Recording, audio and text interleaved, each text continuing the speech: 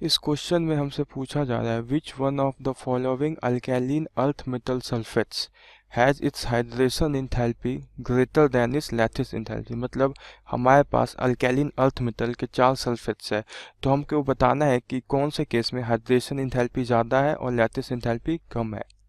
ठीक है, तो इस क्वेश्चन को करने के लिए हम सबसे पहले ये जानते हैं कि हाइड्रेशन इंथैल्पी कब ज़्यादा होता है और लैटिस इंथैल्पी कब ज़्यादा होता है। तो लिखते हैं if a substance is soluble in water,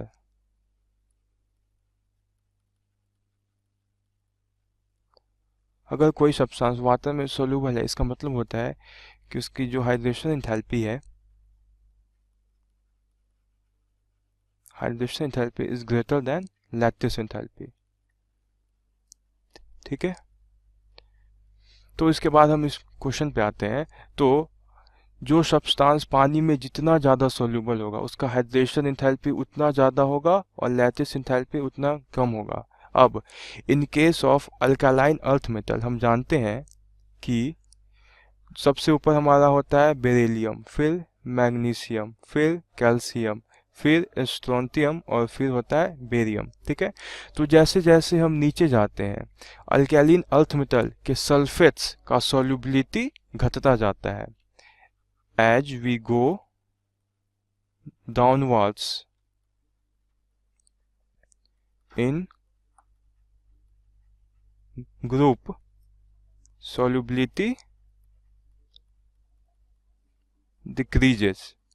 ठीक है, तो हम इस केस में क्या देखते हैं कि बेरिलियम सबसे ऊपर है, इसका मतलब जो इसका सल्फेट्स है beryllium sulphate is most soluble.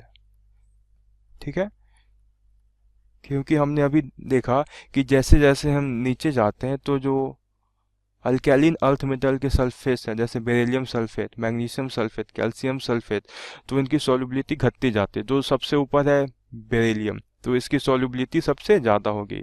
सबसे नीचे है बेरियम, तो barium sulphate is list soluble, उसकी सॉल्युबिलिटी उतनी कम होगी। अब जैसा कि हमने स्टार्टिंग में देखा कि सब्सटेंस जितना ज़्यादा वाटर में सॉल्युबल होगा उसका उतना ज़्यादा हाइड्रेशन इंथैल्पी लैटिस इंथैल्पी से ज़्यादा होगा। मतलब बेरिलियम सल्फेट वाटर में सबसे ज़्यादा सॉल्युबल है, तो इसका हाइड्रेशन इंथैल्पी लैटिस इंथैल्पी से बहुत ज़्यादा होगा। इसलिए जो इस केस में हमारा आंसर है वो आंसर होगा ऑप्शन नंबर बी।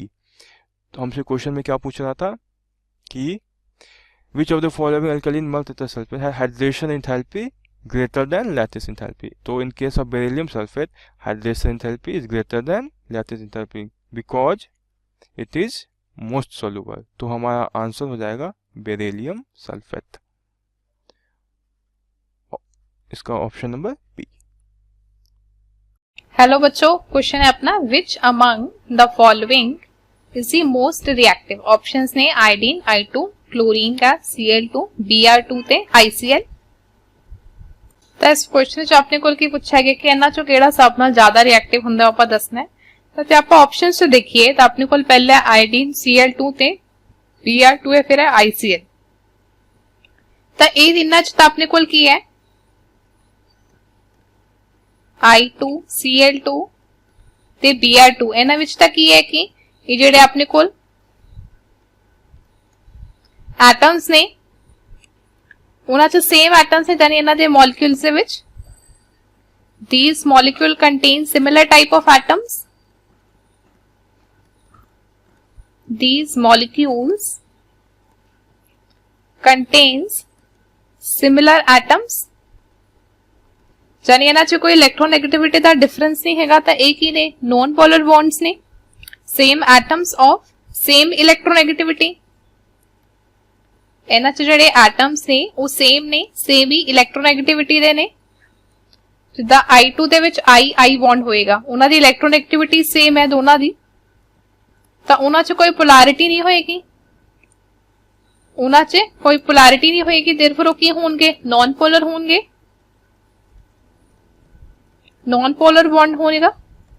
जबकि ਆਪਾਂ ਜੇ ICl ਦੇ ਵਿੱਚ ਦੇਖੀਏ ਤਾਂ ਆਇਓਡੀਨ ਦੀ ਇਲੈਕਟ੍ਰੋਨੈਗੇਟਿविटी ਵੈਲਿਊ ਹੁੰਦੀ ਹੈ 2.5, ਤੇ ਕਲੋਰੀਨ ਦੀ ਹੁੰਦੀ ਹੈ 3, ਯਾਨੀ ਕਿ ਇਹਨਾਂ ਦੇ ਵਿੱਚ ਕੀ ਹੈ, ਇਲੈਕਟ੍ਰੋਨੈਗੇਟਿਵਿਟੀ ਡਿਫਰੈਂਸ ਹੈ, ਇਲੈਕਟ੍ਰੋਨੈਗੇਟਿਵਿਟੀ ਦਾ ਡਿਫਰੈਂਸ ਹੈ, ਇਲੈਕਟ੍ਰੋਨੈਗੇਟਿਵਿਟੀ ਡਿਫਰੈਂਸ, जिस करके ये बॉन्ड की होएगा अपने को पोलर बॉन्ड होएगा due to electronegativity difference ICL bond is polar, एक ही होएगा पोलर होएगा, यानी क्लोरीन ज्यादा इलेक्ट्रोनेगेटिविटी है, ए अपने वाल इलेक्ट्रॉन्स खिंचेगी तो पार्शियल नेगेटिव च आ जाएगा, आयोडीन ते पार्शियल पॉजिटिव आएगा। इस तरह के एलिमेंट्स अपने को की होंगे जिन्हां च दो अलग तरह के हैलोजन एटम होण, ये होंगे ने inter halogen atoms, sorry inter halogen compounds, ये अपने को होंगे ने इंटर हैलोजन कंपाउंड्स, यानी कि जिन्हां कोल दो अलग तरह के हैलोजन एटम्स प्रेजेंट होंगे ने। तां इहदे विच अपने कोल दो एटम्स इहो ਜਿਹੇ ने जिन्हां दी इलेक्ट्रोनेगेटिविटी दे विच डिफरेंस हैगा, अलग अलग इलेक्ट्रोनेगेटिविटी ने, तां ये बॉन्ड पोलर होएगा। बॉन्ड की पोलैरिटी ज्यादा होएगी तां वो की होएगा, ज्यादा रिएक्टिव होएगा, मोर रिएक्टिव, जबकि जो नॉन पोलर बॉन्ड होएगा तां वो की होएगा, लेस रिएक्टिव होएगा। कोई जे उहदे च कोई पोलैरिटी नहीं हैगी तो लेस रिएक्टिव होएगा। तो अपना आंसर क्या आ जाएगा, इन्हां च सब तो ज्यादा कौन रिएक्टिव होएगा, ICL रिएक्टिव होएगा। क्यों? क्योंकि ये जेड़ा बॉन्ड होएगा वो पोलर बॉन्ड होएगा तो ज्यादा रिएक्टिव होएगा। तो डी ऑप्शन अपना करेक्ट आंसर हो जाएगा। Thank you. Hello. So question says that which one has the highest boiling point, right? So we have to tell that in which of the following atom noble gases, right? So they are the noble gases, right? So we have to tell that in which of the following has the highest boiling point, right? So here are the noble gases, right? So I can write here as this is helium, this is neon, and this is argon, right? So this is helium, neon, argon, and this is krypton, and this is xenon, right? So helium, neon, argon, krypton, xenon, and radon, right? So these are the noble gases, right? So we know that the boiling point, right? So we know that the boiling point basically depends upon the interaction, right? So I can write here this, the boiling point depends upon interaction, right? So it is depends upon interaction, depends on interaction, right? I can write here it is depend on interaction, right?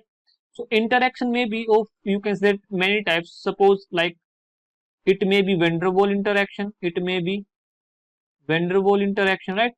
It may be you can say that ionic interaction, right? It may be ionic interaction, or you can say it may be hydrogen bonding, right? So it may be hydrogen bonding, right? So van der Waals interaction, dipole interaction, ion dipole interaction, they are the some kinds of interaction, right? So we have the basic concept that as the interaction increases, right? So as the interaction increases, the boiling point increases, right? So in the noble gas we can say that there is no possibility of ionic interaction, right? There is no possibility of ionic interaction, and there is no possibility of hydrogen bonding, right? So we are left only with the van der Waals interaction, because van der Waals interaction works only on the surface, right? So this is the surface of helium, right?